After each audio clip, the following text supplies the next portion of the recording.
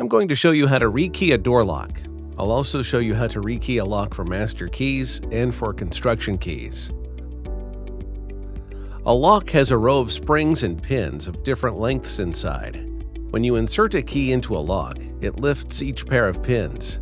If the pins align with the cylinder plug, they form a shear line, and the key can turn to lock or unlock the door. You can rekey a lock so old keys can no longer access a room or building, say if a roommate or tenant moves out, or so that one key opens several locks on a property, like your front door and the door to the garage. Arrange the pins in each lock the same way, and one key opens them all. This only works when the locks have the same keyway. A quickset key can't open a Schlage lock, or vice versa, even if the pin lengths are identical. You'll need some tools: a follower, C-clip tool, spanner, catch tool, and a key gauge.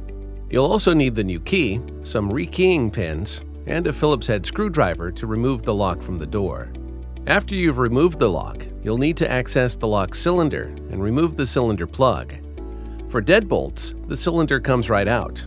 Use the spanner tool to unscrew the cap. Then remove the pin and spring.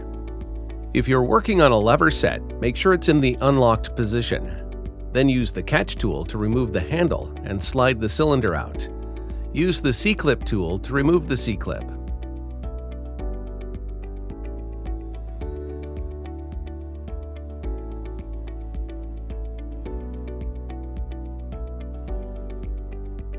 Insert the key, turn 45 degrees, and push the cylinder plug out with the following tool. Use even pressure and maintain contact with the follower and the cylinder plug until it's completely removed. Leave the follower inside the cylinder housing to keep the pins and springs inside from falling out. That's known as blowing the cylinder. Don't blow it. Empty out the pins and insert the new key. If there are numbers stamped on the key, those are usually the matching pin lengths. If not, use a key gauge like this to measure the pin lengths for each tooth and notch of the key. 3, 4, 5, 1, 2. Now, let's insert the new bottom pins. 3, 4, 5, 1, and 2. The tops of the pins should feel smooth and flush with the cylinder plug. Next, we'll insert the plug back into the housing with steady pressure, again, maintaining contact with the follower tool. For deadbolts, replace the spring and pin, and twist the cap back onto the end of the cylinder plug. Be careful not to over-tighten it. Once it's snug, turn the tool back a little, then remove it. For lever sets, replace the C-clip instead. Check that the key turns freely in the lock. And that's how it's done. Master keys. With master keys, we're rekeying a lock so it can be opened with two different keys. It's similar to a regular rekey, but we'll add a third pin called the master pin, or master wafer, to one or more chambers. That creates two ways to make a shear line, with the master pin either above or below the shear line, depending on which key is used. Follow the same steps as a standard rekey to remove the cylinder plug and empty out the pins.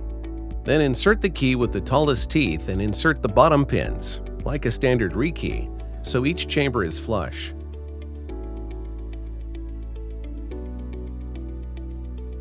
Now remove the first key and insert the second key.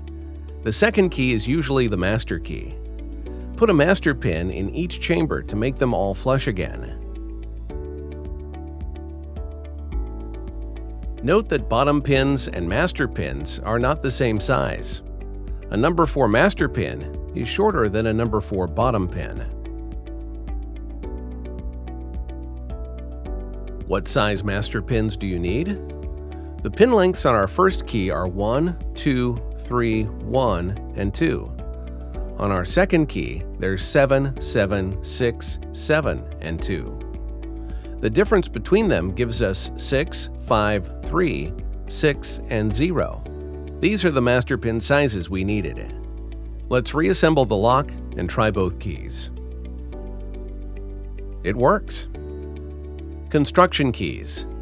Construction keys are a lot like master keys. Two different keys open one lock. But a construction key stops working after the first turn of the owner's key. These indentations along the side of the cylinder plug make it possible. Instead of a master pin, we insert a construction ball, or CK ball, into the chamber. We carry quickset number 2 and number 4 construction balls, and Schlage number 3 and number 6 construction balls. A construction key is always cut deeper than the owner's key. CK balls can be used in one chamber or more, depending on how the keys are cut. When you need to use smaller size balls, put 2 or 3 in the chamber to make an even layer between the top and bottom pins. When the construction key is used, the CK balls stay inside the cylinder plug below the shear line. But the owner's key will push the CK ball out of the cylinder plug above the shear line. And when the lock turns, the row of pockets on the outside of the cylinder plug catches the ball, and it never comes back out. With the CK ball out of the chamber, the owner's key will still work, but the construction key no longer makes a shear line. It can't turn the lock anymore. This is the construction key. It turns the lock. Let's put the owner's key in and give it a few turns. This will dislodge the CK ball and land it in the pocket. Let's try the construction key again. Doesn't work anymore. That's construction keying. If you have questions, post them in the comments below or visit PamexInc.com or give us a call at 800-621-6869. Thanks for watching.